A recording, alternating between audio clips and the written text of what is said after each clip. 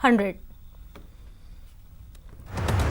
Sushant Singh Rajput case की जांच को लेकर सुप्रीम कोर्ट ने फैसला सुना दिया है। सुप्रीम कोर्ट ने केस की जांच का अधिकार सीबीआई को दिया है। लंबे समय से सुशांत का परिवार और उनके फैंस सीबीआई की मांग कर रहे थे। सुप्रीम कोर्ट ने बिहार में दर्ज एफआईआर को सही ठहराया है, साथ ही मुंबई पुलिस को जांच में सहयोग करने का आदेश दिया है। सुप्रीम कोर्ट ने कहा कि मुंबई पुलिस ने इस मामले में जांच नहीं की बल्कि सिर्फ पूछताछ की थी। सुप्रीम कोर्ट के फैसले से महाराष्ट्र सरकार और मुंबई पुलिस को बड़ा झटका लगा है। महाराष्ट्र सरकार सुप्रीम कोर्ट के इस फैसले को चुनौती दे सकती है। गोवा के राज्यपाल सत्यपाल मलिक का मेघालय तबादला कर दिया गया है। सत्यपाल मलिक वहां तथागत राय की जगह लेंगे, जबकि महाराष्ट्र के राज्यपाल भगत सिंह कोश्यारी को गोवा का अतिरिक्त प्रभार दिया गया है। भारतीय सेना ने इस साल भर्तियां टलने की खबर को गलत बताया है। सेना ने कहा कि इस साल होने वाली भर्तियां टली नहीं है और राज्य सरकारों की सिफारिश के बाद आधार पर जल्द ये भर्ती होगी। सेना के जरिए हिरासत में लिए जाने के बाद माली के उपराष्ट्रपति इब्राहिम बाउबकर कीता ने इस्तीफा दे दिया है और संसद को भी भंग कर दिया है। दरअसल माली पहले से ही जिहादी विद्रोह का सामना कर रहे थे और यहां बड़े पैमाने पर विरोध प्रदर्शन किया जा रहा है, जिसके चलते राष्ट्रपति इब्राहिम बाउबकर कीता ने इस्तीफा दे दिया। कोरोना संकट को देखते हुए दिल्ली मेट्रो ने अपने कर्मचारियों की सैलरी कट करने का ऐलान किया। दिल्ली मेट्रो रेल कॉरपोरेशन ने इस संबंध में औपचारिक आदेश भी जारी कर दिया। दिल्ली मेट्रो की ओर से जारी आदेश के मुताबिक अगस्त महीने से ही कर्मचारियों को मिलने वाली सुविधाएं और भत्ते में 50% की कटौती की जाएगी। मेट्रो के कर्मचारियों को अगस्त महीने से बेसिक सैलरी का 15.75% ही मिलेगा। बॉलीवुड अभिनेता संजय कैंसर के इलाज के लिए मुंबई के कोकिलाबेन अस्पताल में भर्ती हो चुके हैं। ऐसे में संजय दत्त ने इलाज के लिए पहुंचे सभी से दुआ करने की अपील की है। बता दें कि संजय दत्त को पिछले हफ्ते ही फेफड़े में कैंसर होने का पता चला। संजय दत्त के फेफड़ों का कैंसर एडवांस्ड स्टेज में पहुंच गया है। देश की सबसे बड़ी कंपनी रिलायंस इंडस्ट्री की सहायक कंपनी रिलायंस रिटेल ने चेन्नई स्थित विटैलिक हेल्थ प्राइवेट लिमिटेड और उसकी सहायक ऑनलाइन फार्मेसी कंपनी नेटमेट्स की बड़ी हिस्सेदारी खरीद ली है। कंपनी ने ये हिस्सेदारी करीब 620 करोड़ रुपए में खरीदी। आपको बता दें कि नेटमेट्स ऑनलाइन माध्यम से ग्राहकों को फार्मासिस्टों से जोड़ती है, साथ ही ये ग्राहकों को दवाओं की डोर स्टेप डिलीवरी भी करती है। बिहार के मधुबनी में नाबालिग छात्रा का शव गांव के ही एक युवक के घर से मिलने से सनसनी। युवक पर दोस्तों के साथ लड़की को अगवा कर गैंगरेप का आरोप, मौके से लोहे का रॉड बरामद। बिहार के बेतिया में बेखौफ अपराधी कपड़ा व्यवसायी के बेटे का अपहरण कर निर्मम हत्या। बिहार के पटना सिटी के खाजे कलां में बेखौफ अपराधियों ने उत्पाद विभाग के कर्मचारी को मारी गोली, कर्मचारी की हालत नाजुक। बिहार के मोतिहारी के छतौनी में सड़क हादसे के बाद जमकर बवाल, गुस्साए ग्रामीणों ने पुलिस टीम पर किया हमला। समस्तीपुर में 10 प्रखंडों के 61 पंचायत बाढ़ की चपेट में, बांध पर लोगों ने ली शरण, नहीं पहुंचा राहत का सामान।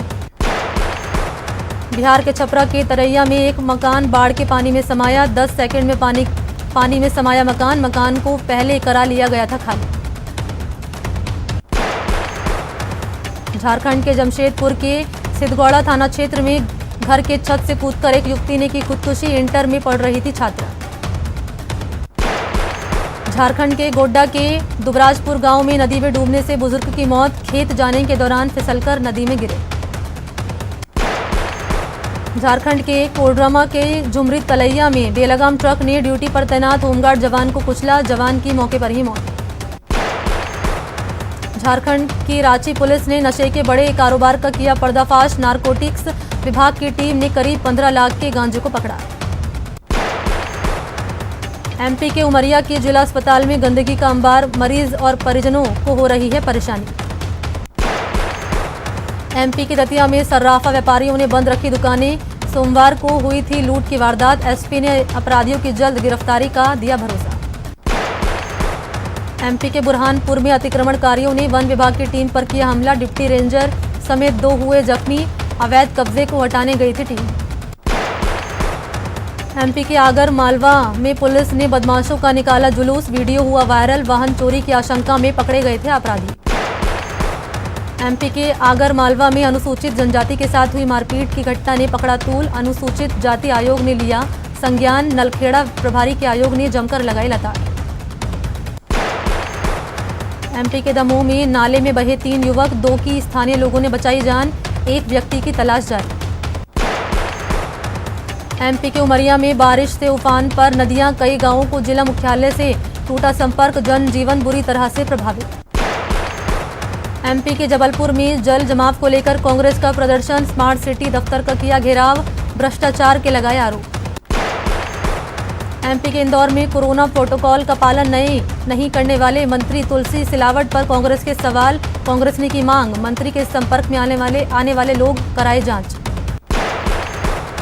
एमपी के भिलाई में आने वाली गणेश चतुर्थी को लेकर सजी गणेश प्रतिमाओं की दुकान, छोटी प्रतिमाओं की ज्यादा डिमांड, कोरोना का दिखा असर। देश में कोरोना की रफ्तार थमने का नाम नहीं ले रही। देश में पिछले 24 घंटे में 64,531 नए केस सामने आए, वहीं 24 घंटे में 1,092 लोगों की मौत हो गई। राजस्थान में महामारी के आंकड़ों में तेजी के साथ इजाफा हो रहा है। आज 699 नए मामलों के साथ पॉजिटिव मरीजों की संख्या 64,000 को पार कर गई। कोटा में कोरोना का संक्रमण थमने का नाम नहीं ले रहा। सुबह आई रिपोर्ट में 36 नए कोरोना पॉजिटिव सामने आए।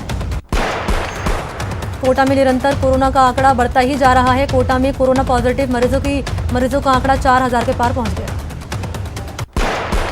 पाली में लगातार कोरोना संक्रमितों का आंकड़ा बढ़ता जा रहा है और यह आंकड़ा 3500 के पार पहुंच गया।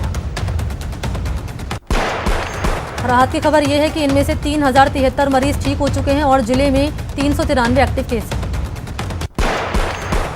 महाराष्ट्र में कोरोना पॉजिटिव मरीजों की संख्या बढ़कर 6,15,477 हो गई, जबकि 4,37,870 लोगों को डिस्चार्ज कर दिया गया और 20,687 मरीजों की मौत हो गई।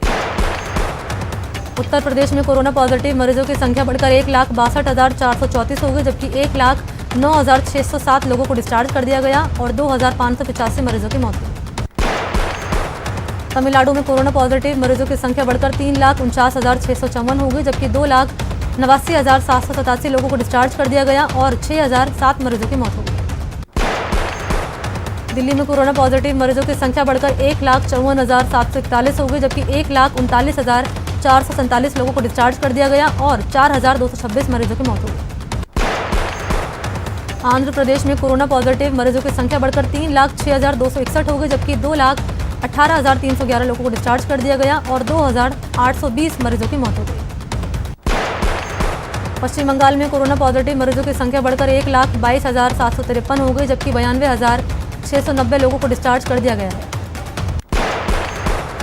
कर्नाटक में कोरोना पॉजिटिव मरीजों की संख्या बढ़कर 2,40,948 हो गई, जबकि 1,56,949 लोगों को डिस्चार्ज कर दिया गया और 4,201 मरीजों की मौत हो गई। बिहार में कोरोना पॉजिटिव मरीजों की संख्या बढ़कर 1,09,875 हो गई, जबकि 80,740 लोगों को डिस्चार्ज कर दिया गया है। कोरोना को लेकर एक अच्छी रिपोर्ट है। भारत में इससे मरने वालों की संख्या लगातार गिरावट दर्ज की जा रही है। कोरोना को लेकर भारत में मृत्यु दर घटकर 2% पहुंच गई। 73% संक्रमित ठीक भी हुए। केरल में बढ़ते कोरोना मामलों के बीच एक अच्छी खबर आई है। यहाँ 103 साल के एक कोरोना मरीज ने बीमारी को पूरी तरह से मात दे दी। इस बुजुर्ग मरीज का रिकवर होना केरल के लिए बड़ी खुशखबरी है। हाल ही के दिनों में कोरोना के बढ़ते मामलों के बीच बुजुर्ग मरीज का रिकवर होना अच्छे संकेत माने जा रहे हैं। कोरोना वायरस के कोवैक्सीन के तीसरे चरण का ट्रायल आज से शुरू होगा। भारत बायोटेक के कोवैक्सीन के पहले 2 चरणों के ट्रायल हो चुके हैं। इनके नतीजे अच्छे आ रहे हैं।